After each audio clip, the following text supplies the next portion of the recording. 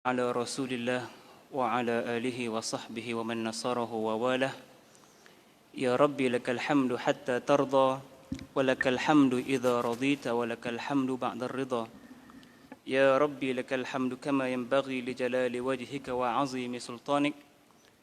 اللهم صل وسلم وزد وبارك وأنعم على سيدنا مولانا محمد صلاة وسلاما لازمين ومتلازمين على حبيبنا المصطفى رسول الله صلى الله عليه وسلم وعلى آله وصحبه وبارك وسلم. Yang dihormati pengurusi majlis, pengurusi masjid, ahli jawatan kuasa yang berusaha gigih menjaga, mengikut, mengatur segala yang ditetapkan oleh SOP KKM, tuan-tuan imam, tuan guru, para ustaz, para pendidik, para ilmuwan, seterusnya, sidang jemaah yang dikasihi sekalian. Marilah kita bersyukur kepada Allah Subhanahu wa taala ke atas segala nikmat yang dikurniakan oleh Allah Subhanahu wa taala pada ketika ini.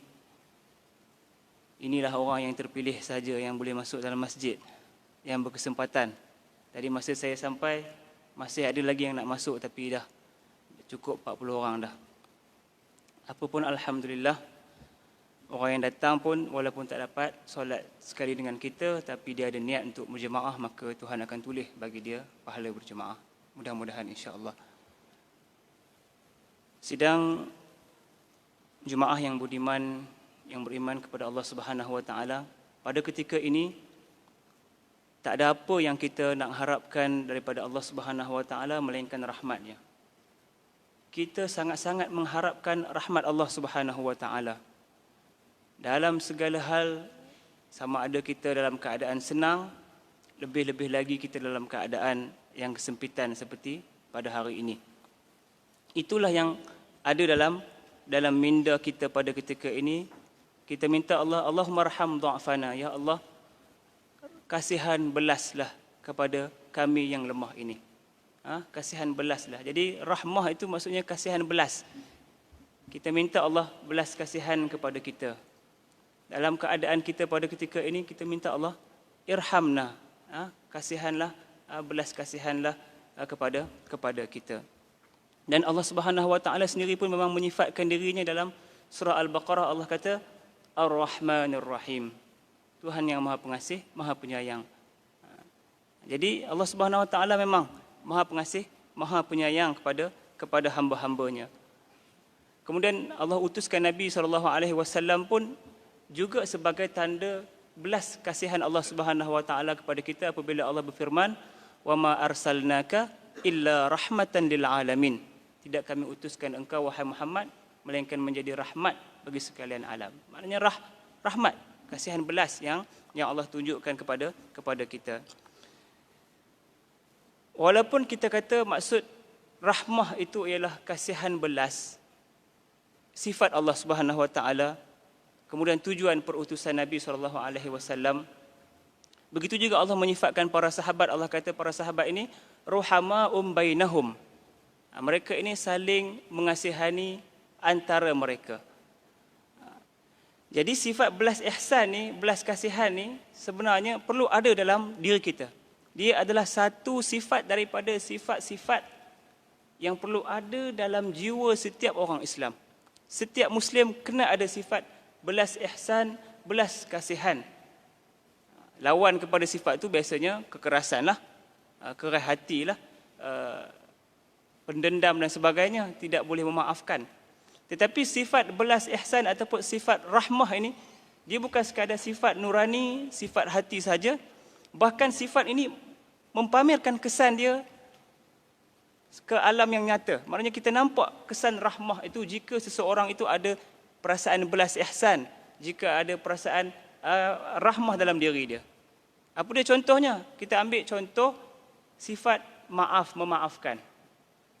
Sifat maaf, memaaf ataupun sifat kemaafan ataupun memaafkan kesalahan orang lain itu adalah hasil yang nyata, yang jelas, refleksi daripada sifat rahmah.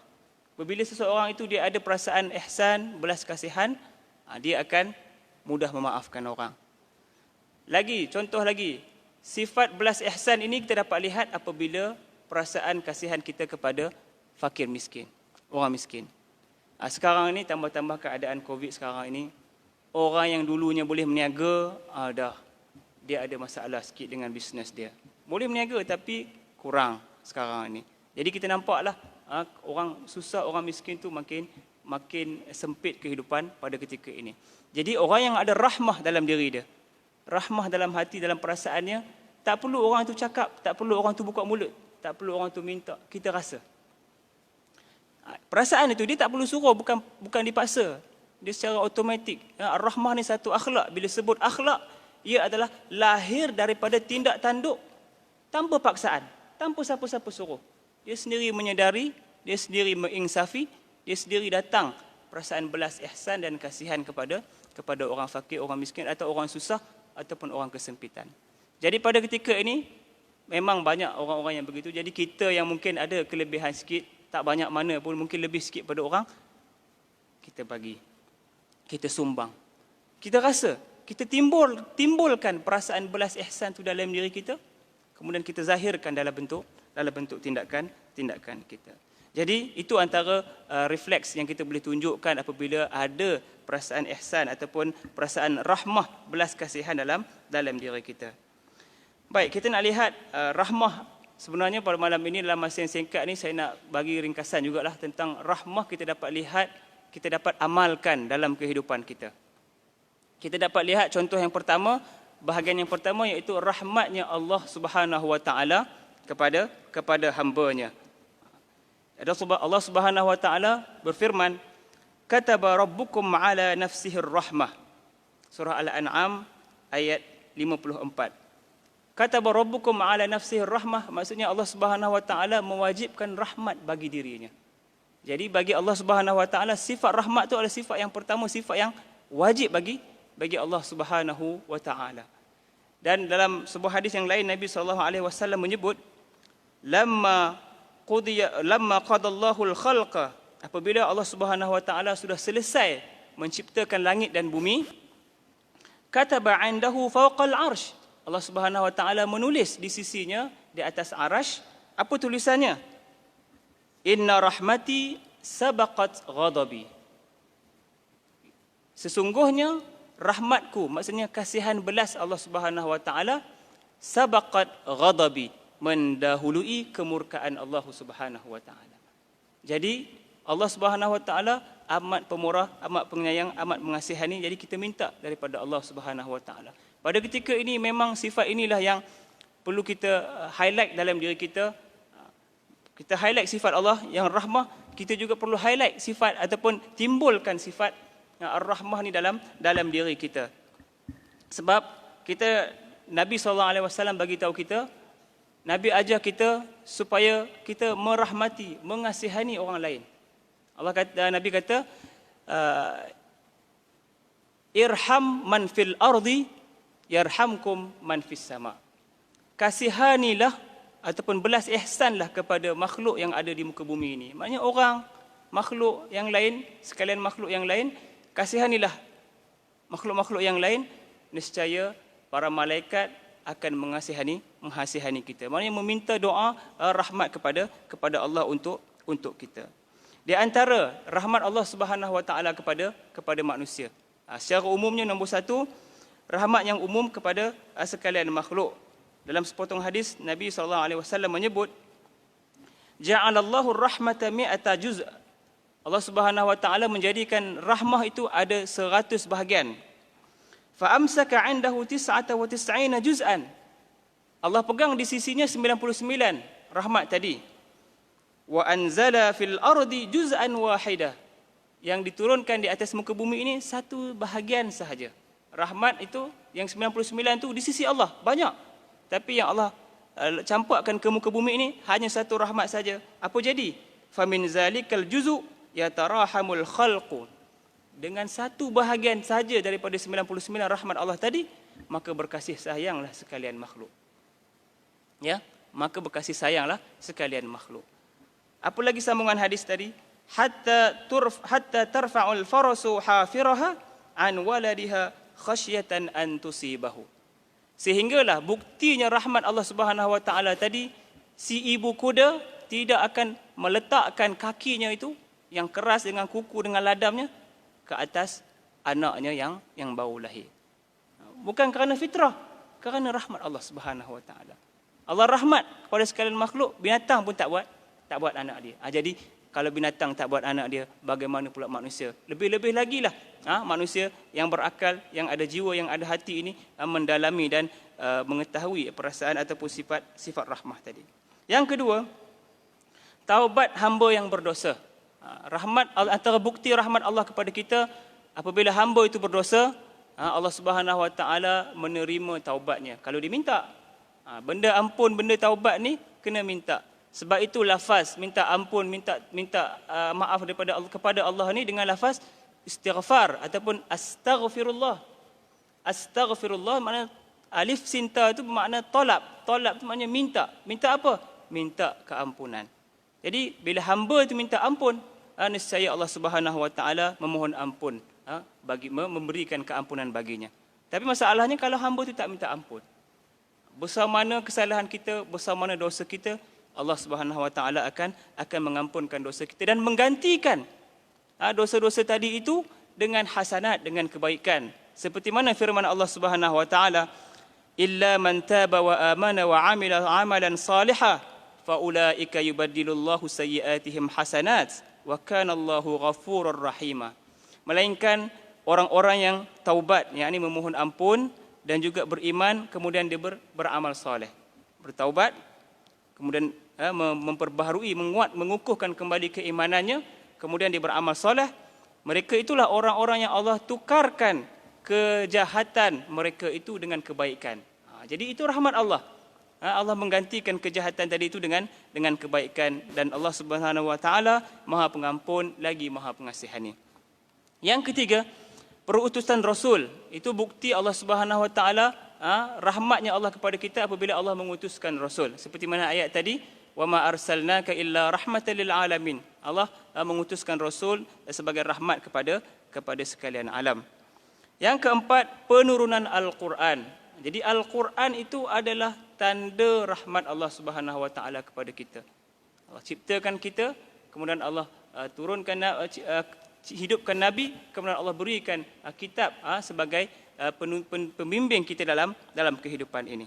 Yang kelima, Allah mengharuskan bahan-bahan yang terlarang, tapi dalam skop apa? Dalam skop ketika darurat. Dalam skop ketika darurat. Kemudian yang ketujuh, Allah Subhanahu wa taala kadang-kadang itu menghalang seseorang itu daripada mendapat nikmat. Contohnya kekayaan. Kadang-kadang nikmat kesihatan. Maknanya diberi orang itu miskin, diberi seseorang itu sakit. Sebenarnya di situ adalah rahmat daripada Allah Subhanahu wa taala. Kerana kita tak tahu hikmah di sebalik apa yang berlaku dalam kehidupan kita.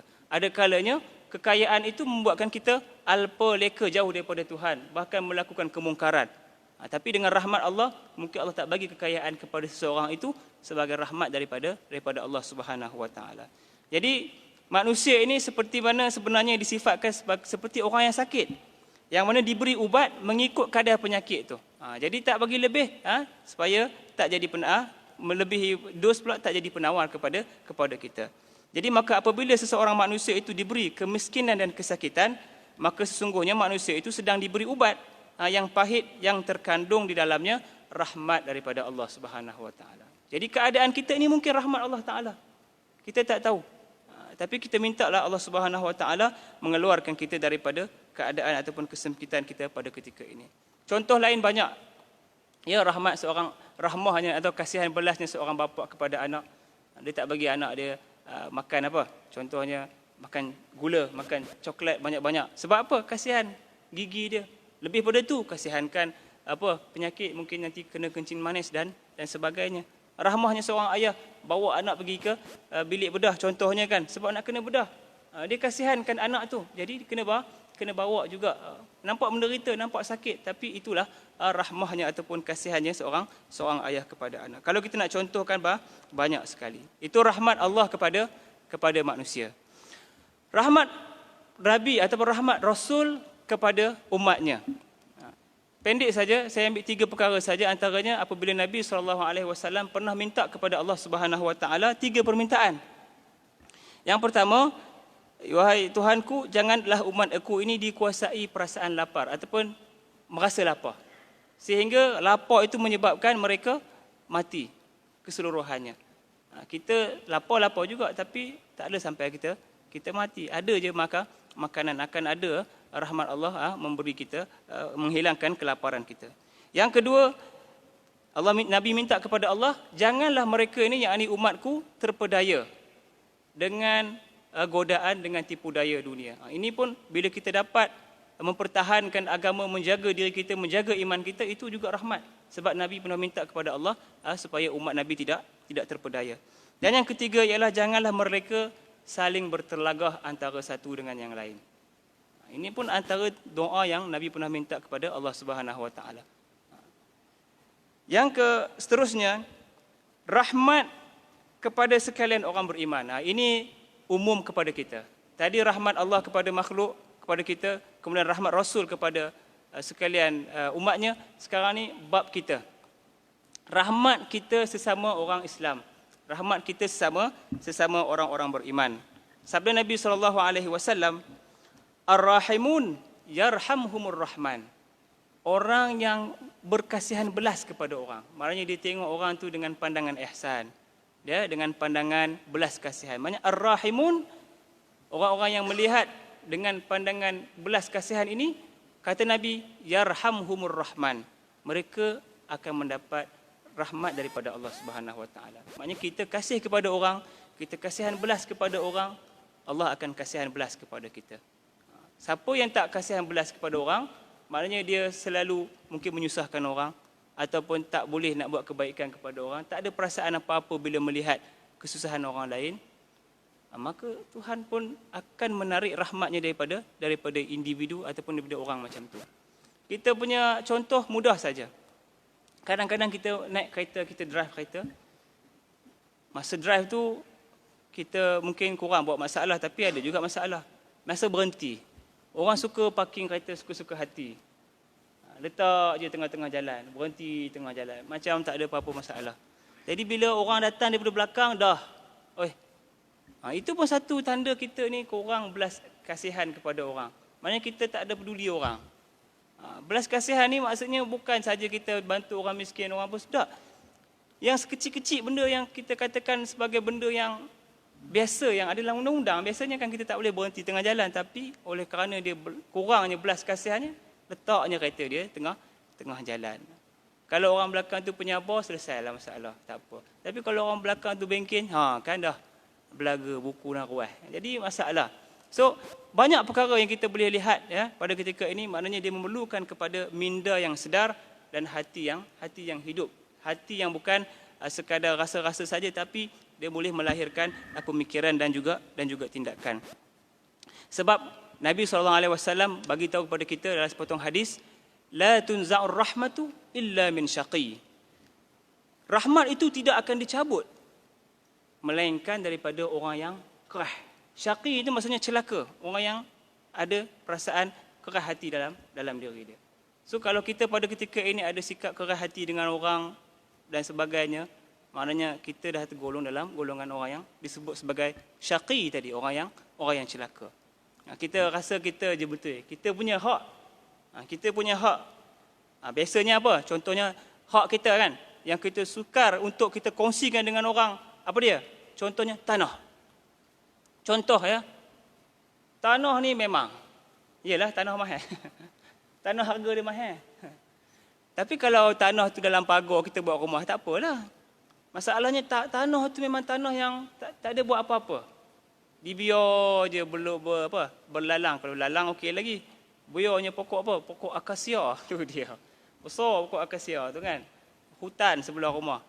Jadi kita biar tanah kita tanpa kita usahakan. Tapi sebenarnya tanah tu sebenarnya adalah nikmat. Kan? Thumma latus'alunna yawma idzin 'anil na'im. Kemudian kamu pasti akan ditanya oleh Allah Subhanahu Wa Taala akan segala nikmat. Jadi bila tanah kita terbiar menjadi hutan, jadi semak, buat tempat apa? Pembiakan ular, dah. Ular seberang masuk rumah jiran. Jadi di situ akan ada soal jawab dengan Allah Subhanahu Wa Taala. Itu kalau tanah terbiar. Tanah yang apa? Menjadi laluan orang awam. Tanah yang menjadi laluan orang awam juga kebanyakan masyarakat kita dia tak faham. Apabila tanah itu menjadi laluan, dia sepatutnya mendahulukan masalah mujtama', masalah atau maslahah ammah, mendahulukan kepentingan umum daripada maslahah khasah, kepentingan diri dia sendiri. Kepentingan khusus maknanya kepentingan diri sendiri. Tanah ni tanah aku katanya. Tak boleh buat jalan? Tak boleh. Habis orang umum, orang awam dah tak boleh lalu kawasan tanah tu. Sebab apa? Sebab maslahah khasah tadi. Dia punya. Tapi sebenarnya Nabi bagi tahu tanah yang diwakaf, yang diberi, kalau jual pun tak apalah kan. Mudah juga memudahkan urusan.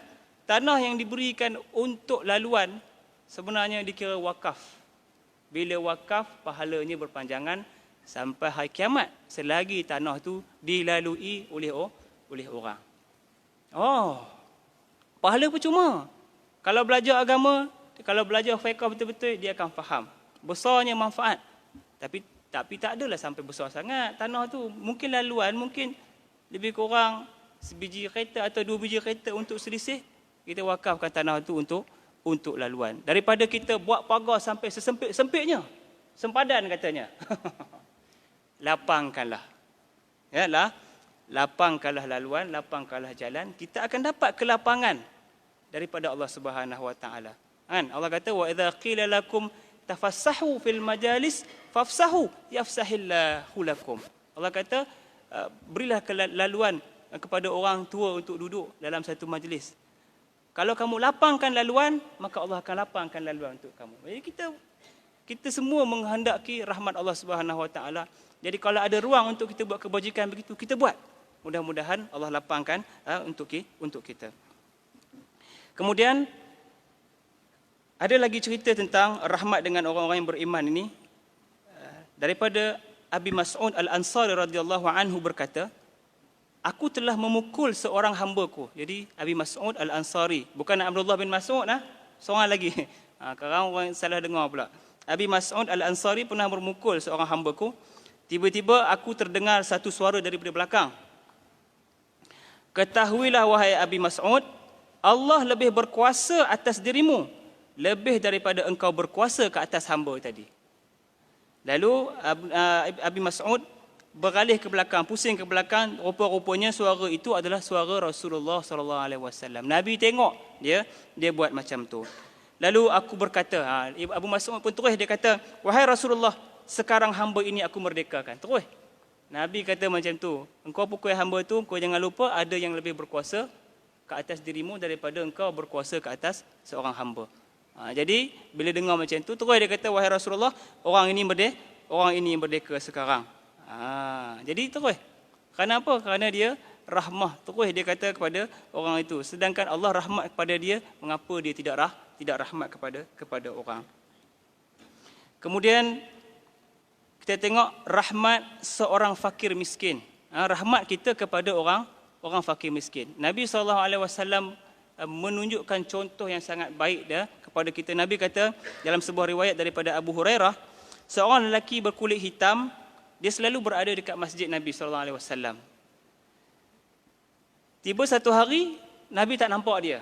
Dah lama lah, mungkin dalam seminggu, Nabi tak nampak dia. Nabi tanya kepada sahabat, mana orang tu yang selalu aku nampak duduk dekat masjid ni? Nabi kata, orang sahabat kata, dia dah meninggal ya Rasulullah. Mata ya Rasulullah, dah mati. Lalu Nabi terkejut, Nabi kata kepada mereka, kenapa kamu tak bagi tahu aku? Nabi tak tahu pun. Tidakkah kamu sepatutnya memberitahu kepada aku tentang kematian lelaki kulit hitam yang miskin tadi itu? Lalu apa yang Nabi buat? Nabi tanya kepada mereka, daluni ala qabri, tunjukkan aku kat mana kubur dia. Nabi prihatin sangat Nabi, ingatnya Nabi kepada orang yang susah. Nabi tanya mana kuburnya, lalu Nabi pergi jumpa tempat tu, kubur tu, Nabi semayang dekat situ kepada orang itu. Jadi Nabi sangat kasihan. Jadi kalau kita duduk dalam kampung kita, dalam taman kita, dalam suasana sekarang ni, mesti kita dapat ada orang yang susah. Jadi kita tolong, kita bantu. Yang kelima, rahmah kepada anak yatim. Kita boleh buat pada ketika ini, untuk membantu anak-anak yatim. Sabda Nabi SAW, as-sa'iyu 'alal armalah wal miskin kal mujahidi fi sabilillah. Orang yang menjaga ataupun memelihara, kalau orang itu dah kahwin, dia kahwin dengan janda. Maknanya dia jaga janda yang ada anak. Kemudian orang yang menjaga anak yatim. Orang yang menjaga janda, kalau dia kahwin dengan janda, kemudian dia jaga anak yatim, kata Nabi SAW, kal mujahidi fi sabilillah. Orang itu mendapat pahala seperti seorang yang mujahid pada jalan Allah. Dia sedang berjuang. Begitu juga dalam hadis lain Nabi kata, kal qaim alladhi la yaftar wa kas saim alladhi la yuftir.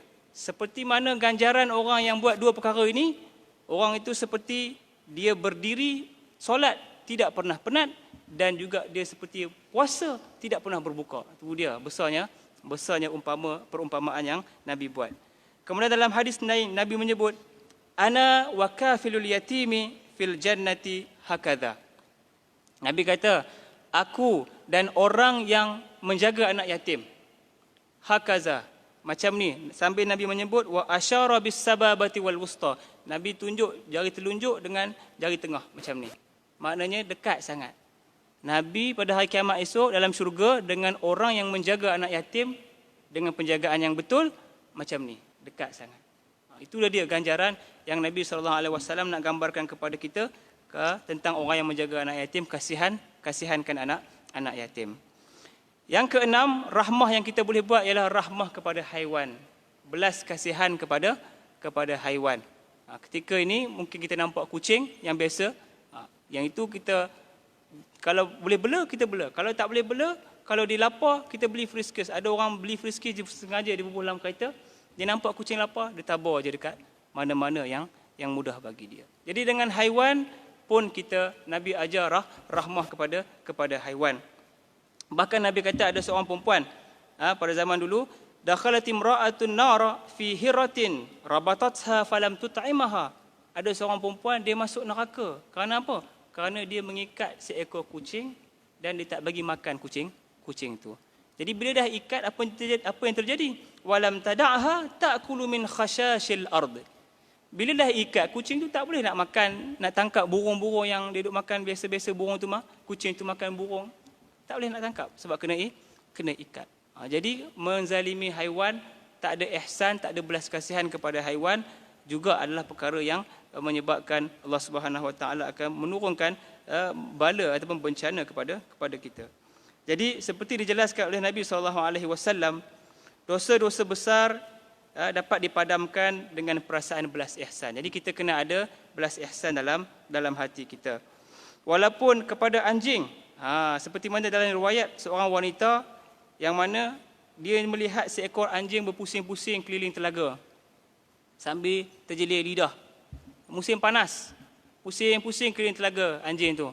Lalu dia ada perasaan kesihan, dia buka kasut dia, khuf dia cedok air dalam telaga tu, dia bagi kepada anjing tu. Lalu Allah pun mengampunkan segala dosa dia.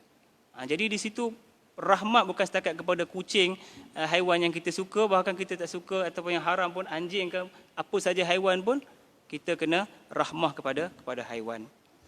Yang ketujuh, rahmah kepada ahli zimmah. Maknanya ahli zimmah ni orang kafir yang hidup di dalam negara Islam.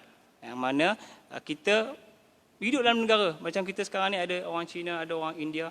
Jadi kita pun kena kasihan kepada mereka. Tak pula kita kata mereka bukan Islam, kita boleh menzalimi mereka, tak boleh. Dalam kisah zaman Umar Ibn Khattab pun pernah juga berlaku satu peristiwa.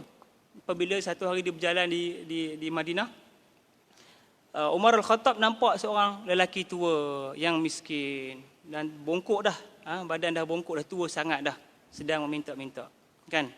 Lalu Sayyidina Umar pun bila Amirul Mukminin tahu dia ni asalnya orang dulu muda, maknanya daripada muda dia dah bayar orang kata jizyah. Negara Islam pada ketika itu pun dah menggunakan tenaga dia, dah menggunakan kederat dia untuk berkhidmat kepada negara. Tapi bila dah tua, dia terbiar begitu. Jadi bila Amirul Mukminin tahu keadaan orang tua tersebut, hatinya pun menjadi kasihan. Lembutnya hati pemimpin Amirul Mukminin. Lalu dia berkata kepada orang tua itu, kami tak adil kepada kamu. Dia sendiri, Umar Al-Khattab kata kepada orang tua itu, kami dah tidak berlaku adil kepada kamu. Masa muda kami ambil jizyah daripada kamu. Bila tua kami biarkan. Lalu dikeluarkan perintah untuk orang tua tadi. Umar Al-Khattab mengeluarkan perintah kepada apa? Kepada pengutip jizyah supaya tak perlu kutip jizyah lagi daripada orang tua ini. Bahkan keluarkan daripada duit negara untuk diberikan belanja sekadar keperluan ataupun kecukupan hajat orang tua tadi. Jadi begitulah dia rahmahnya Amirul Mukminin kepada ahli zimmah. Yang ke-8, supaya kita boleh buat rahmah kepada jiran. Semua orang ada jiran. Tak tahulah, mungkin ada yang tak ada jiran. Saya ada jiran tapi jauh sikit. Kiri kanan tak ada. Jiran belakang ramai. Kubur. Jiran kubur banyak, tapi tak boleh buat apa. Fatihah aja, buka tingkap Assalamualaikum ya ahli diyar, bagi salam je. Sedekah Fatihah, baca qul huwallah, sedekah. Banyak mana batu nisan saya nampak, itulah pahala sedekah untuk mereka. Itu boleh buat. Tapi belah kanan tak ada rumah, belah kiri tak ada rumah. Selang 2-3 lot baru ada rumah. Tapi jauh tak jauh pun kata Imam Abu Hanifah, yang dikatakan jiran ni ialah 40 kanan, 40 kiri, 40 depan, 40 belakang. Tu dia. 40 bawah rumah kanan tu kira semua jiran walaupun jauh. Kiri 40, depan 40, belakang 40. Maknanya banyaklah jiran kita, bukan nanti belaga dinding je. Rumah-rumah taman bukan. Dekat dalam kawasan kita tu semua dikira kejiranan kita. Jadi ada satu kisah yang menceritakan tentang rahmatnya seorang jiran kepada jiran yang lain. Ada seorang lelaki, dia nak pergi buat haji. Cerita ini saya petik daripada kitab Mawsu'atul Akhlaq wa Zuhdi wa Raqaiq. Dia kata, saya nak pergi buat haji. Datang bapa saudara, dia kata, nah ini 10,000 dirham. Bawa 10,000 dirham ni pergi ke tanah suci, kau sedekahkan kepada rumah yang paling miskin sekali. Bapa saudara dia suruh budak lelaki ini, pemuda ini pergi ke Mekah, bawa 10,000 dirham, kemudian hadiahkan atau memberikan kepada orang yang paling miskin di situ. Jadi lelaki ini, pemuda ini pun pergi ke Mekah. Bawa 10,000 dirham, tanya orang, siapakah orang di kota Madinah ni, kota Mekah ni yang paling miskin sekali. Lalu orang pun tunjuklah rumah ini. Bila dia pun pergi ke rumah tu bagi salam, seorang perempuan tua jawab, Waalaikumsalam, aku bawa 10,000 dirham daripada tempat aku untuk dihadiahkan kepada engkau. Dia kata apa? Saya bukan orang paling miskin. Orang paling miskin sebelah. Orang paling miskin orang sebelah. Lalu lelaki ni kata, ya ke? Okey, tak apa. Dia pun pergi rumah sebelah. Ketuk bagi salam, keluar orang perempuan. Saya ni bawa hadiah 10,000 dirham nak bagi kepada orang paling miskin di kawasan ni. Orang semua tunjuk rumah ni. Dok, aku dengan dia sama-sama miskin. Apa kita dapat di sini? Orang ini pun miskin, tapi dia lagi kasihan kepada orang yang sebelah ni. Dia kata orang tu lagi miskin, tapi padahal mereka ni ana wahiyya fil faqri sawa, kata ayat tu. Saya dengan dia dari sudut kemiskinan sama aja. Sama. Lalu laki ini dengan amanahnya, tak apalah, kita bahagi dua. Ambil seorang 5,000 dirham, dah dua-dua miskin. Jadi maknanya orang susah, kalau dia ada rahmah dalam diri dia, dia ada rahmah, maknanya dia akan melihat orang lain lebih susah daripada dia.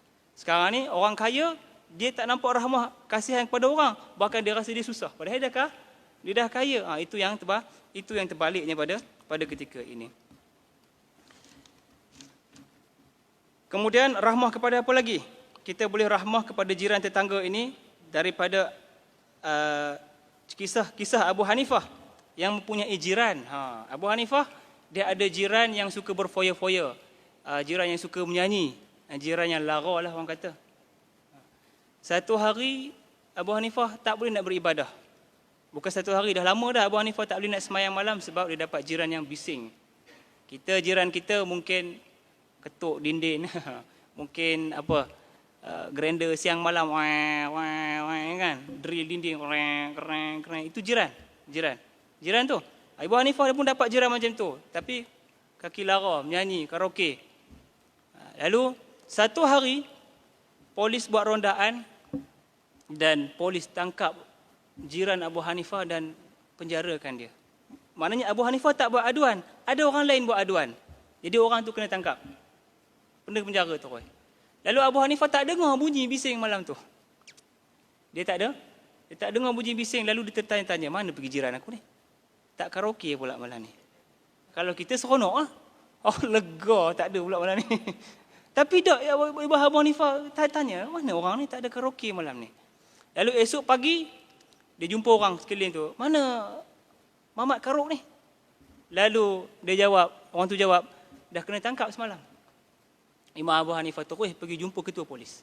Orang ulama biasa boleh jumpa ketua polis. Kita jumpa ketua polis, kita takut. Takut kita kena lock up juga. Jadi Imam Abu Hanifah pergi jumpa dengan ketua polis, tanya kepada ketua polis, tapi dengan adab lah. Dia doa dulu, aslahallahu amraka ya amir. Semoga Allah memperbaiki urusan engkau wahai ketua. Lalu ketua polis pun hormat kepada Abu Hanifah, tanya, wahai Abu Hanifah, apa yang menyebabkan kau datang sini? Dia jawab, aku dengar jiran aku kena tangkap. Jiran aku kena tangkap sebab bising karaoke, masuk penjara. Lalu ketua polis tu tak cakap banyak. Dia kata apa? Ini Abu Hanifah, kasihankan orang lah tu. Abu Hanifah ihsannya dia ataupun rahmahnya dia, belas kasihannya kepada orang tu, sampai ketua polis pun terasa, kalau Abu Hanifah kasihan kepada orang tu, takkanlah aku tak kasihan. Terus dia bawa orang lelaki tu, bebaskan, dikeluarkan orang yang penjara tadi, yang kena tangkap tadi tu, keluar bebas daripada penjara. Lalu berlakulah perbualan dengan orang itu. Wahai pemuda, ada lagi tak perasaan yang kau katakan dalam lagu-lagu tadi, aku ni adalah pemuda yang terabai, pemuda yang terbiar. Ada lagi tak perasaan tu? Adakah engkau dibiar sekarang? Ya tentu tidak. Tidaklah, wallahi ma adha'uni. Maknanya dia kata tak lagi, aku tidak dibiarkan. Maknanya bila Imam Abu Hanifah kesian kepada jiran dia, dia pergi buat jumpa balai polis, polis bebaskan dia. Itu menunjukkan rahmahnya Imam Abu Hanifah kepada jiran. Padahal jiran tu dah, orang kata apa, mengganggu kehidupan dia, mengganggu ketenteramannya. Kita kalau jiran kena tangkap sebab dia bising, lantak engkau. Itulah buat lagi. Macam tu. Tapi tak, Imam Abu Hanifah dia nak didik orang tu, sampai orang tu pun keluar, dia berjanji dia tak akan buat lagi macam tu. Dia takkan bising, takkan melakukan apa-apa yang dia buat sebelum ini. Itu yang cerita jiran. Kita kena jaga hati jiran. Memang bab jiran ni memang sangat besar. Kita kena sabar. Yang ke-8, rahmah kepada kedua ibu bapa kita. Yang masih ada kedua ibu bapa, masa inilah. Kalau kita tak boleh jumpa sebab nak kena rentas daerah, kita boleh telefon selalu. Boleh minta ampun, minta telefon, bercakap dengan kedua ibu bapa kita. Dikisahkan seorang lelaki, dia ni ahli ibadah, selalu pergi semayang, selalu pergi mengaji dengan kawan-kawan. Tapi satu hari dia lambat. Kawan-kawan pun tunggu. Apa dia buat? Dia bila sampai dekat grup dia, kawan-kawan tanya, kenapa lambat? Aku sedang menikmati taman syurga. Kat mana? Kan taman syurga itu berada di bawah tapak kaki ibu. Maknanya dia tengah urut kaki mak dia. Dia tengah membuat kebaktian kepada kedua ibu bapa dia. Sehingga dia sanggup lewat ke kelas sebab dia nak berbakti kepada ibu dan ayah dia. Di sini saya gariskan ada 14 perkara yang boleh kita buat untuk menunjukkan tanda kasih sayang kita kepada mak ayah kita. Yang pertama, muliakan mereka, jangan tinggikan suara kita dengan mereka. Yang kedua, jangan potong cakap mereka. Kita cakap, mak cakap. Berhenti, biar mak cakap. Atau mak cakap, biar sampai habis, baru kita cakap. Yang ketiga, kalau keluar rumah, mesti kita dapatkan keizinan. Walaupun dah tua-tua ni, mak kita pun ada lagi. Sebenarnya kita, mak nak keluar ni, kita salam mak kita cium tangan mak kita. Yang keempat, cium tangan kedua ibu bapa kita. Yang kelima, cakap lembut-lembut dengan mak ayah. Itu perkara yang biasa. Yang keenam, berdiri hormat bila mereka datang. Mak ayah masuk ikut pintu, kita duduk atas kursi. Tak boleh. Kita kena berdiri. Yang ketujuh, jangan ganggu bising ketika mak ayah kita tidur. Yang ke-8, jangan lebihkan anak dan isteri ke atas ibu bapa. Kena lebihkan kedua ibu bapa kita. Yang ke-9, jangan hulur tangan kepada makanan sebelum mereka.